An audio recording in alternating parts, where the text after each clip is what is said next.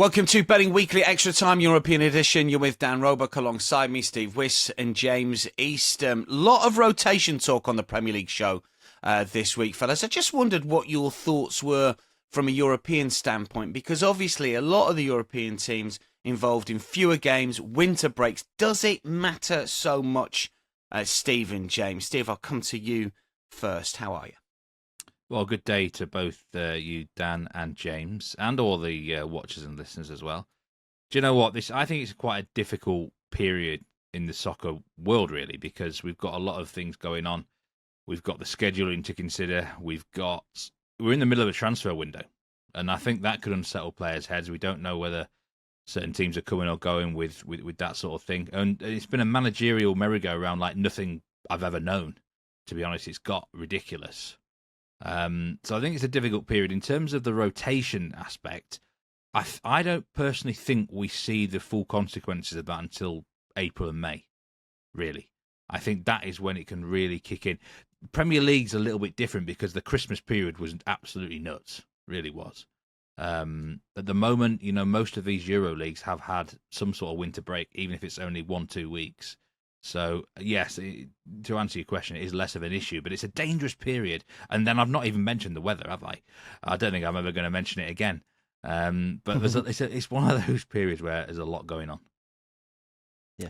James, what are your thoughts? I was looking at just, for example, Lens. I know they're not involved in European football, but they've only played 3 games in 2026. That includes a Coupe de France game as well. And, we talk about Bayern a lot on the show as well. And you think, well, will they rotate? And they just don't need to, in my eyes. It's not as big a factor for certain leagues, certain clubs. Yeah, absolutely, Dan. I think it is something that you have to keep an eye on and try to work out who's most affected by fatigue and rotation.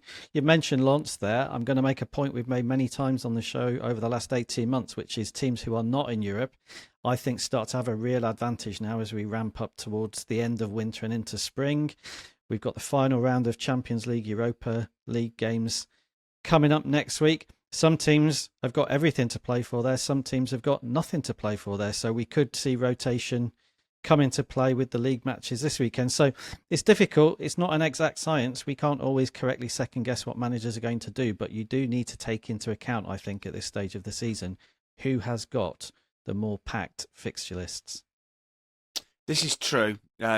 And it's game by game, league by league. We've seen that. You got to pick your spots, as Steve and James always say, pretty much every week. Stay across it, but I don't think the rotational aspect is as key as it is in England. But we shall see. Let us know your thoughts in the comments section below. P&L on screen from the boys for the season. So far, we're bobbing along just under, but hopefully we can turn it around over the course of the next few weeks. Plenty to discuss. Get all your comments in, get your picks in on the YouTube comment section as well. Who are you betting across this European weekend? We're going to start with a really interesting game in Italy, and a game where we've got different opinions from our 2 handicappers and official plays as well. I know that a lot of you follow both of our guys, but you might have to split your allegiances here and tell us if you're Team Steve or Team James, because we go to Juve against Napoli. It's a brilliant game anyway, whether you're having a bet or not in this one. This is midday Saturday. Juve are the favourites at plus 102. Napoli plus 310.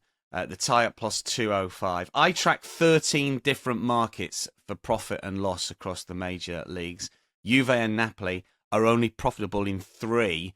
Only Sassuolo a few. It just goes to show that it's difficult to get these 2 teams right. We're getting our excuses in nice and early. Steve, give us your thoughts on this one first up, and your official play. Juve, of course, cost us last week, but did bounce back to form in midweek. What's your thoughts here? Where are we going then? Juve, Napoli. Well, you must be excited here, Dan, because this rarely happens.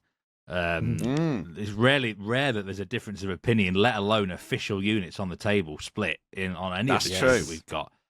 So, yeah, we are. It's one of those where, for those watching and listening, you're going to have to make your own minds up here. I'm on the Juventus side. It will come as no surprise. Plus 102 on the money line is my bet here. The way I see it, this is a 1-unit play official. Like I say, the way I see it is I think Juventus are definitely the second best team in this league. Inter are the best side. I think we would all agree there. For me, Juventus are the second best team. And after that, I think you can take your pick, really. But I have them. I rate them higher than Napoli, which means at home they should be minus money in my book to beat them. Quite how significant minus money is debatable, but I would have it about minus 125. So to get plus money on Juventus, I am going to back them. But also, this is kind of the start of a trend, really, for me. They've been a problem side for me, but I am absolutely convinced if you bet on them pretty much every week for the rest of the season on the main Asian line, I'm convinced you'll be in profit. Well, we'll find out, won't we? Because it's almost like a system play for me now. Because I can't run with the foxes and hunt with the hounds with Juventus. I've got to choose one way or the other. I can't just one week be liking them and the next week not liking them. I've got to be one way or the other, and I'm putting my colours on this Juventus mast, and I think it's going to be a continual trend. Maybe it might cost me in the long term, but in terms of unless there's like a clear red flag, I'm going to be on them. And I say for me, it would rank as a value play. So I suspect me and James just completely rate these teams differently. Well, that's the case for the defence, Your Honour.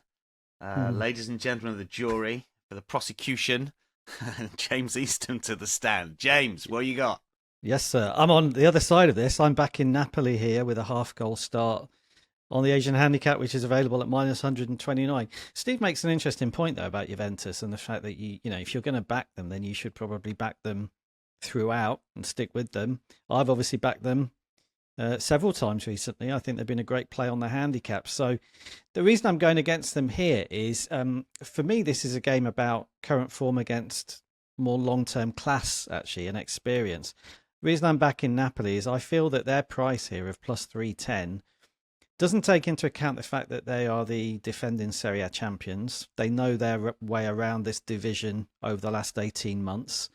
I wouldn't argue with Steve that Juventus might be the second best team in Serie A. I think you can make that case.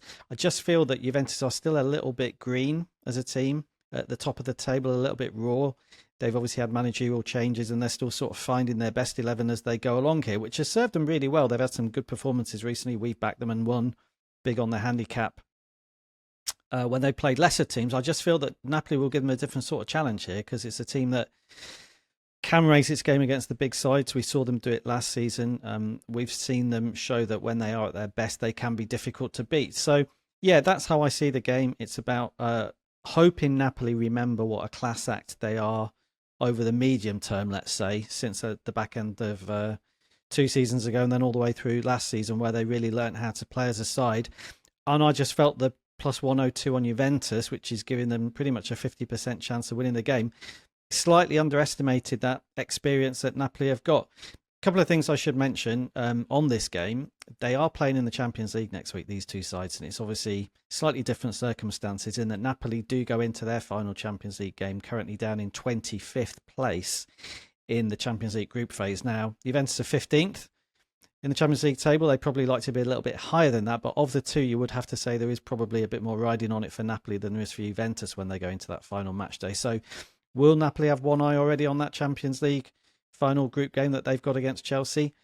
Maybe. So there's a slight risk to it, but I just felt the price on Juventus, like I say, is a little bit short and doesn't take into account that longer term experience that Napoli have got. So going against Steve here, same play in that it's a 1-unit play, but a very different pick. I'm back in Napoli here with a half-goal start on the Asian handicap. Yeah, interesting debate. I'm split with this one. I'll tell you what I'm going to do.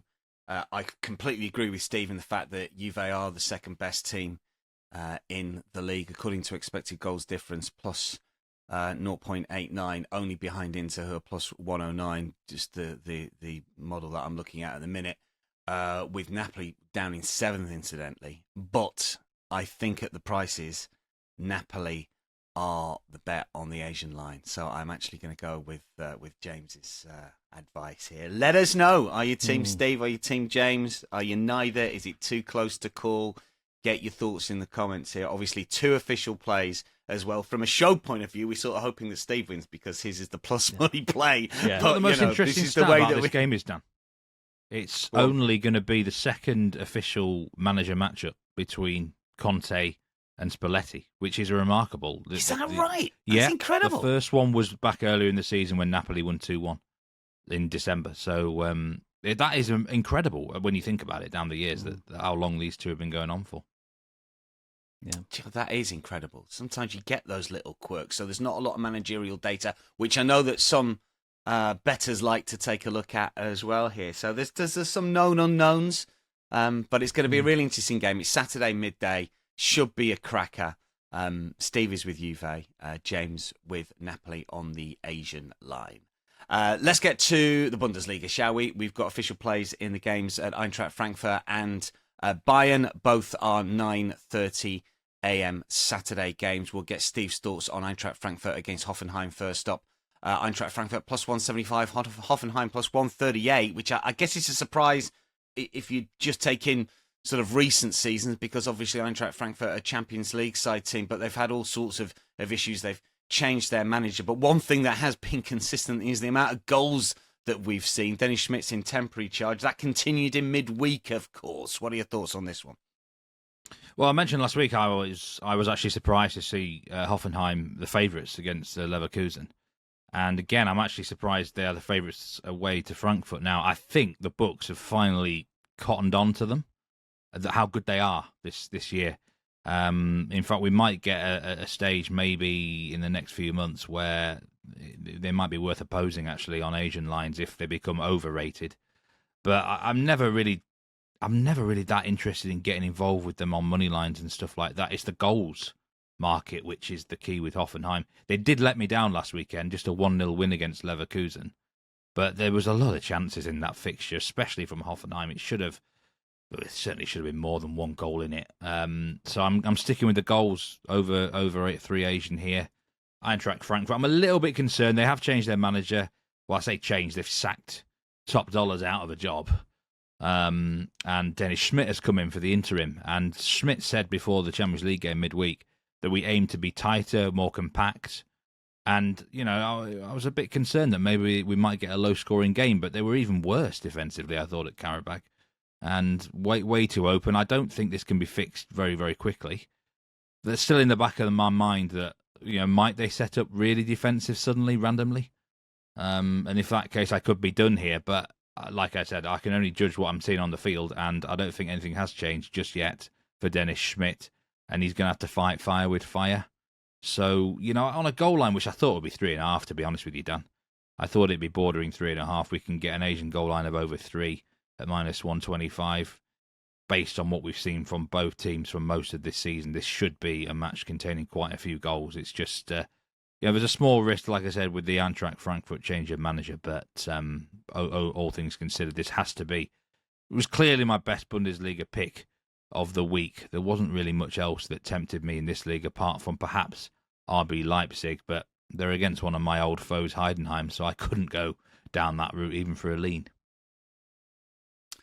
So it's over, and the Asian line is 3, minus 125. It's a 1-unit play from Steve. Yeah, one of the defenders, I can't remember who it was, the Danish guy at the back, said that they should have a beer summit to try and iron out the individual mistakes. Sounds like a good thing to do. I'm not quite sure that Dennis Schmidt actually agreed with it, but you never know. A few beers can sort plenty of things out, can't it? That's Frankfurt against Hoffenheim. Let's get to Bayern against Augsburg. Same time on Saturday morning, Eastern, 9:30. Bayern extremely short, minus 12.50. Augsburg are $22 to win this one. The overline is, it's 3.5. Over 3.5 is minus 167. I mean, for over 3.5. But this is Bayern. However, there was a glitch in the matrix in midweek because for the first time this season, a Bayern game did not go over 2.5. And I know that's a low line, but a lot of people use that for same game parlays and so on when it comes to Bayern. That was in there.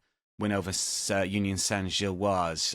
So will they be looking to put their foot to the floor here? It's not the goals you're looking at, James, for an official play, but we need goals for it. Yes, we do. The official play is on Bayern Munich on the Asian handicap with a minus 2.75 goal start, which is available at minus 103. So you're really looking for Bayern here to win the game by 3 or more goals to make a profit. Steve has mentioned there, talking about Juventus, the value really in sticking with a side when you do feel that you're on a winning trend with them, or you expect a team to continue to do something that you can back in a system. I sort of feel like that with Bayern this season, and rather than doing that, I've dipped in and out of backing them on the handicap, and sort of picked the wrong times to be with them, and then not back them when it would have been a good time to be with them.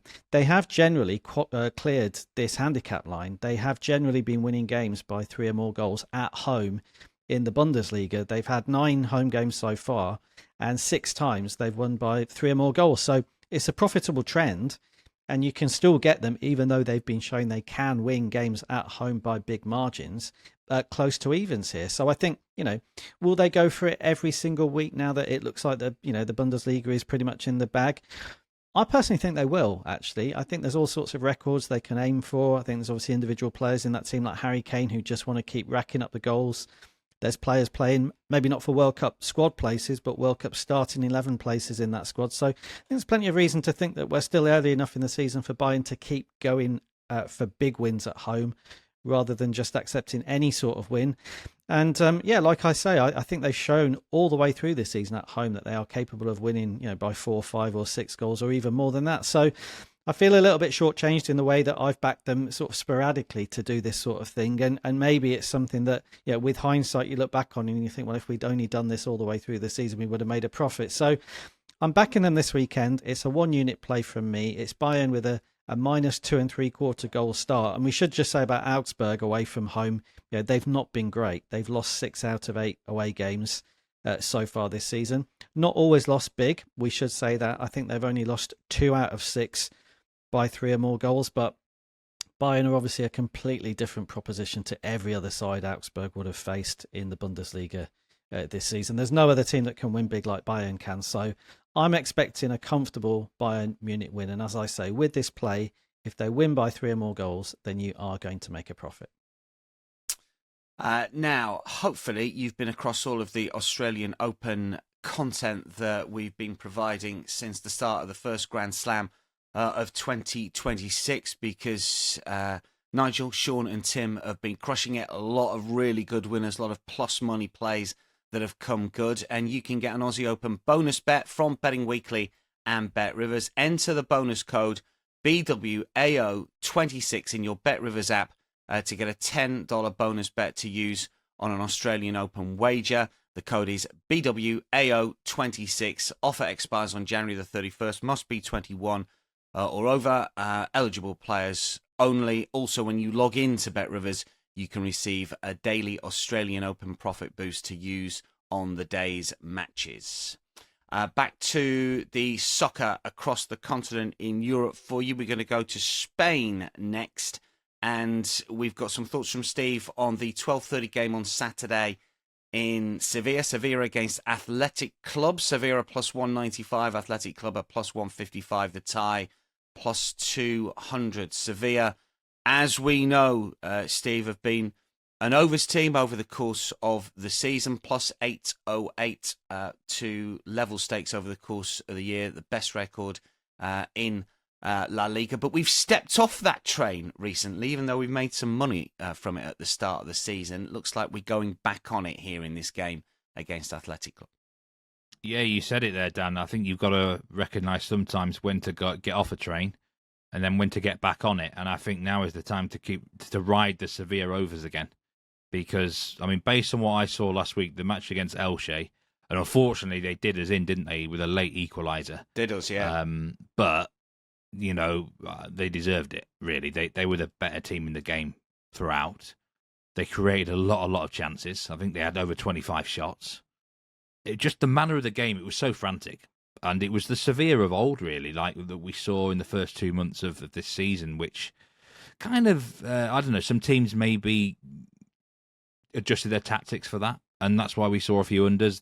Their own goals started to dry up, but they've got players back now. Sevilla, Akor Adams, we didn't even think he was going to play, massive did we? Difference. And he came on at half time. But and he made a massive difference. You've talked about him a couple of times, Steve, haven't you, over the course of the last few weeks, saying, look, he was a massive miss, and then we saw him, I think, at the airport, and suddenly he's in the squad, and that was always a red flag, I think, for you for this one in terms of fading Sevilla.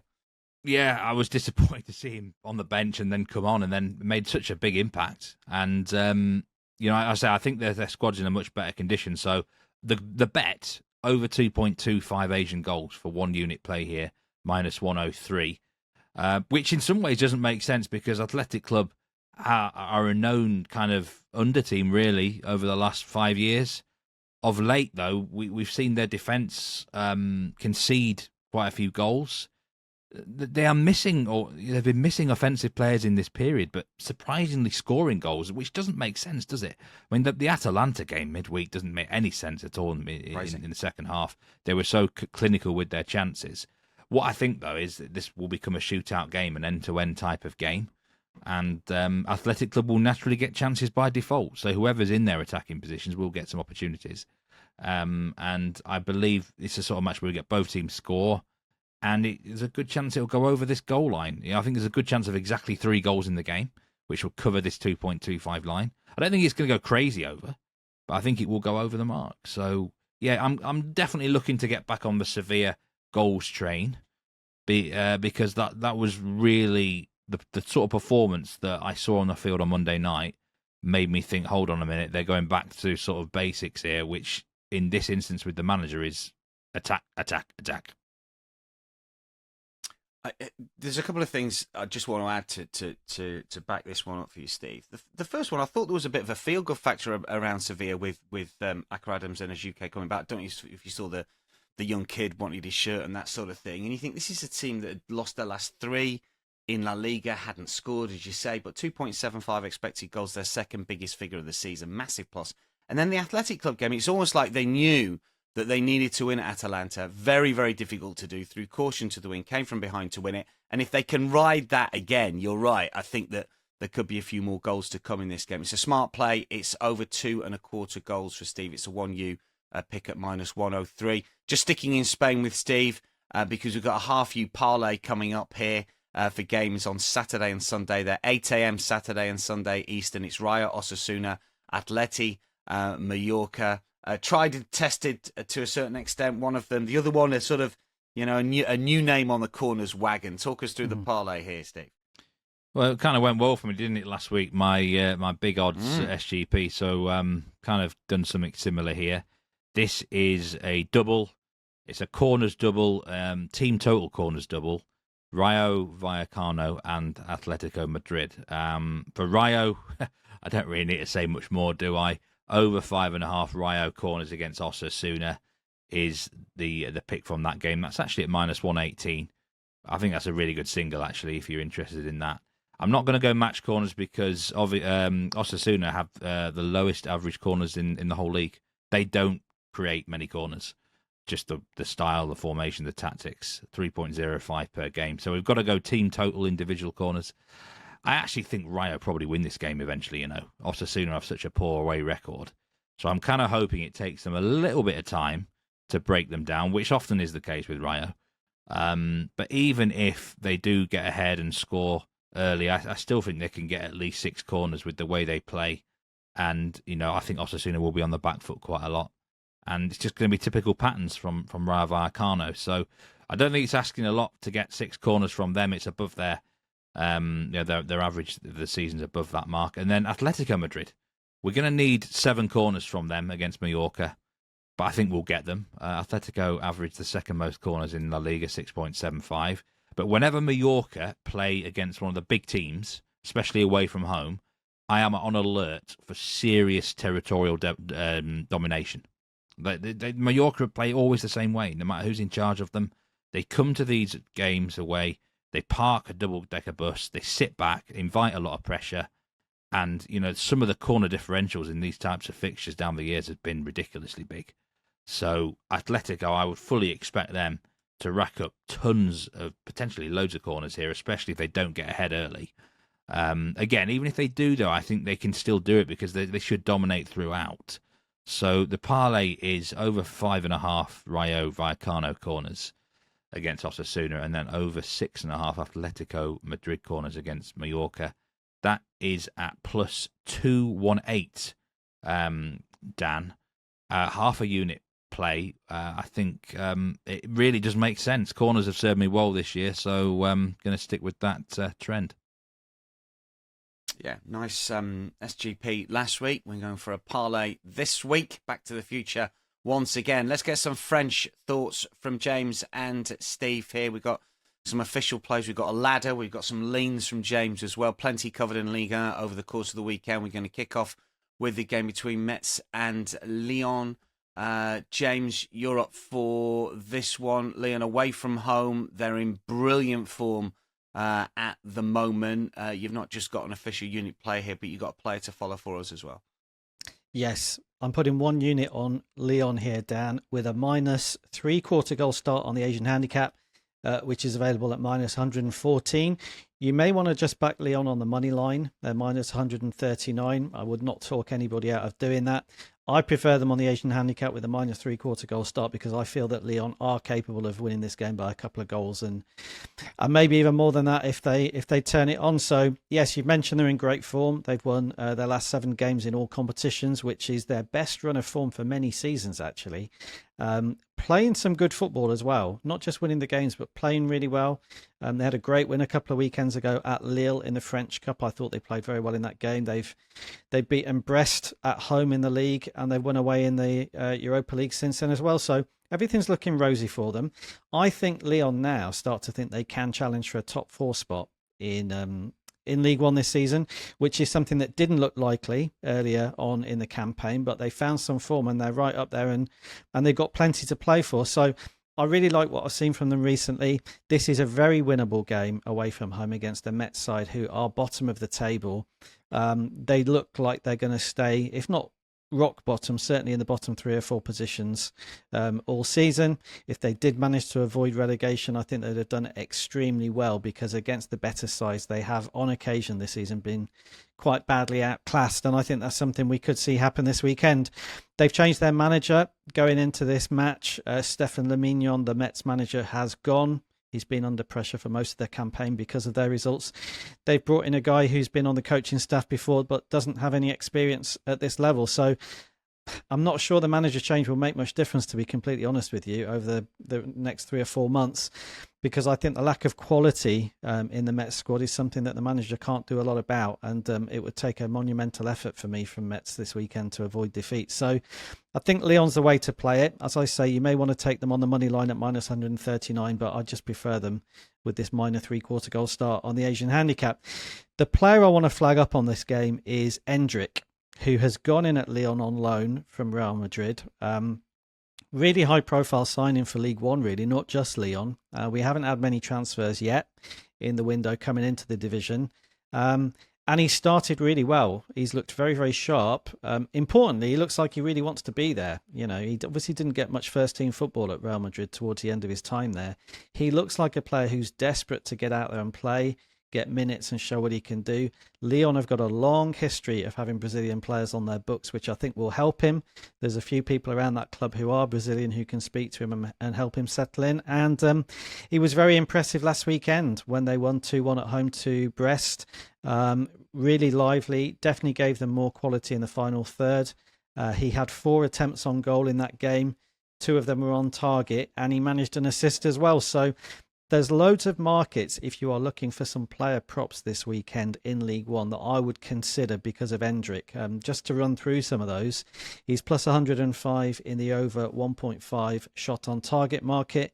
That would definitely be worth a look based on how he played last weekend, because I think he's got the potential to be a bit of a shot monster actually for Lyon. He's not afraid to try things from outside the box, so take a look at the over 1.5 shot on target market. He's plus 110 to score. He's minus 118 to score or assist, and Lyon are plus 114 to manage over 5.5 team shot on targets as well. It could be that sort of game, given how Lyon have played recently, and what I see is not just the difference in quality between the two teams, but the way Lyon, to me, look like they will play with Endrick in the side. We could see plenty of shots fired in. So maybe you want to take a look at some of those props markets, but the top line pick from me is Lyon, 1 unit play on the Asian handicap with a minus 3/4 goal start. Yeah, interesting from James regarding Metz against Lyon, and certainly Endrick, who certainly has captured the imagination for sure. Let's get Steve's official plays here. We've got a couple as well here. In the same game, Brest against Toulouse. Almost a pick and contest on the money line, but it's the goals line that we are interested in here. And both teams have been profitable in the overs when it comes to 2.5 and 3.5. You've got the ladder out for this one, Steve. Yeah, I really like the goals in this game.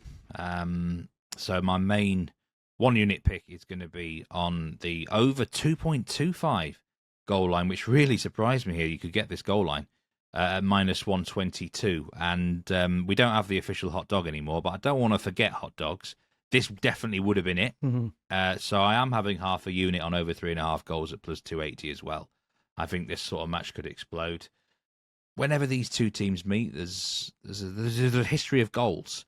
You have to go all the way back to 2013 since the last time one of these matches went under 1.5 goals, actually.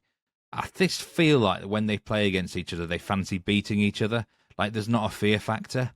Like, you say it's a pick'em there. You often get that, actually, when this matchup occurs. Brest could be a bit of value on the money line, in my opinion. Toulouse might be a little bit short, but Toulouse a really confident start to 2026.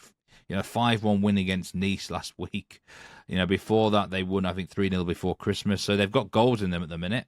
And we know Brest, I think any Brest match is capable of going over the mark. I flagged them up at the start of the season. And, it's last week, I think someone put in the comments that they were getting on the Brest over. And I was thinking, why was I not on that over? Because I think it was against Lyon. That always really was an obvious over, wasn't it, when you think about it? So I think you're going to get an end-to-end game. Both teams fancy the win. Both teams, Brest have won 4 of their last 6, by the way. So it's not like they're lacking confidence. It's 10th versus 8th in the table. The pressure's not really there. I think both are free-rolling here to a really good game, which it's hard to call in terms of the outcome, but I would lean something like 3-2 to Brest. It's that sort of game, So the goal line is, for me, far too low. 1 unit on over 2.25 goals. So if it ends with 3 goals in the game, we're going to make profit, whatever. But definitely half a unit as well on that over 3.5 goals, plus 280. Definitely a mini ladder game for me, this one. Both of those last 2 French games that we were talking about, incidentally, are 11:15 a.m. on Sunday. That's Metz against Lyon and Brest against Toulouse, FYI. We're just going to finish with a couple of leans from James in France. First up, James, we can roll it back to Saturday, 11 a.m. for this one. This is Rennes against Lorient, where you've picked out an Asian line for us, just a lean. Yeah, it's just a lean this on Rennes, and you're right, Dan. It is an Asian line on Rennes with a minus 3/4 goal start on the Asian handicap, which I picked out here at minus 107. Since I did pick it out, the market has actually moved against Rennes quite strongly, so you can almost back them around the same price now on the money line. Rennes are available just to win the game on the money line at the moment, I think at minus 113. Yeah. So you may want to have a look at that instead. But the top line is I'm backing Rennes here to win. I thought Steve was really unlucky last weekend. He flagged up Rennes to win at home to Le Havre. Le Havre didn't play badly. The game ended 1-1, but Rennes had stacks of chances in that match. They finished very strongly. I saw some Le Havre fans after the game saying, if we played that game 10 times out of 10, we'd have lost 9 of them. It was that sort of attack versus defence from Rennes at the end. And it underlined for me just how much quality there actually is in the final third for Rennes at the moment. They've got numbers in attack. They've got 3 strikers they can turn to. They've got wing-backs who are playing well, and they've got a pretty good supply line from midfield. So I liked what I saw from Rennes last weekend, even though they didn't manage to get the win against Le Havre. Lorient have improved as a side. They looked pretty poor to me early on in the season. They have become more difficult to beat. They have had some good results recently. Some people might wonder why I'm opposing Lorient, given they won 3-1 away at Monaco last weekend, which was a great result, and they did play fairly well in it. All I would say is they're going to face some pretty fearsome attacking here, and that's something that Lorient haven't actually faced for some time now, just based on how their fixtures have fallen. I look back through their recent matches, and the last time I can remember Lorient facing the sort of attacking force I think they'll probably face here was against Lens in November, and they lost that game 3-0. So I'm not sure Lorient are really up to it away from home against a really top attacking team. So if, and it's an if, but if Rennes turn it on the way I think they can in the final third, then I think they should get the win here. So it's just a lean. It was very close to a 1-unit play from me. And as I say, the market has actually moved against Rennes. So the lean was Rennes with a -3/4 goal start, but you may just want to look at backing them on the money line now instead. Plus 115, incidentally, that 3/4 ball Asian line for Rennes. And Lille against Strasbourg next, James. Gary O'Neill, of course, at Strasbourg, won his first league and game in charge of the club last weekend. Lille are in a little bit of a funk at the minute, beaten by Celta Vigo in midweek. And I think Celta might have had a man sent off in that. We'll have to check that. But they've had a slump in form. Yeah, they have, and I don't think the minus money price on Lille to win at home this weekend actually takes that slump in form into account properly, because they've lost 4 in a row now of Lille, and they've not played well. You know, they can't really turn around and say they've been too unlucky to have lost 4 in a row. Problems in the team. There are players not playing as well as they can. And we mentioned at the top of the show about rotation. I think for Lille it's becoming a bit of a problem because they've lost 1 or 2 players to injury recently, which means they can't rotate as much as they would like. The one I would mention is Eastham, who was the number 2 striker, the Morocco international, who has been ruled out for the season. That gives Lille a real problem because it leaves them with only 1 striker, and that is Olivier Giroud, who, much as he's been a great player down the years, was not designed to be playing Thursday weekend. So they're a little bit short of the numbers they would like, and they've not played that well, and yet they are minus 109 to win at home to Strasbourg this weekend, coming off the back of that Europa League game on Thursday night. So I think it's a good opportunity here for Strasbourg, who won 2-1 at home to Metz, as you say, in Gary O'Neill's first game in charge last weekend. It wasn't a perfect performance, but we did see signs of them maybe playing slightly differently under O'Neill to how they played under the former manager, Liam Rossigna. A little bit more direct from Strasbourg. I think we'll see that under O'Neill. And he's just had his first full week of training to get them ready for this game. So I think Strasbourg go into it in pretty good shape. They'll certainly be fresher than Lille because they haven't had a game midweek. And I think Strasbourg at plus 280 is a really big price. So it's just a lean from me on Strasbourg with a half goal start on the Asian handicap at minus 110. So if you back them like that, then you're going to make a profit as long as they avoid defeat. And again, it's all about the prices. I think Lille, based on how they're playing at the moment and the fact they've had a midweek match, are a little bit too short. So I'd look to back Strasbourg in some way, support them if you can. Just one player I wanted to flag up on the game. It's Diego Moreira of Strasbourg in the over 0.5 shot on target market. Worth a look because he is available at plus 290. And based on how he played last weekend against Metz, when he scored, it looks like Gary O'Neill might be asking him to get into more scoring positions. Diego Moreira is...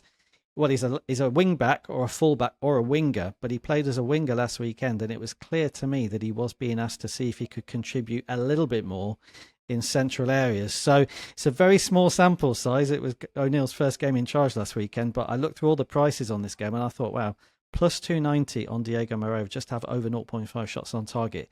Based on that game last weekend, that looks a pretty big price. So if you're looking for a player prop, the main one in League One this week would be Endrick at Lyon, but keep an eye on Diego Moreira as well. 50th league appearance for Strasbourg if he plays as well. He was at Chelsea as a youngster, didn't get a game. Who knew? Steve, any final thoughts on the weekend action from you before we sign off? Well, I do agree with James's plays there, actually. They were very, very close to making my lean list. Lille I've not been impressed with the start of 2026. Something's not quite right there. My concern was they might become like a cornered dog and actually deliver something randomly. I do rate Gary O'Neill as a manager, by the way. I think he's a great coach. Whether or not he can materialise into doing it in the French league, that's a question we've got to wait and see. But I've always rated him.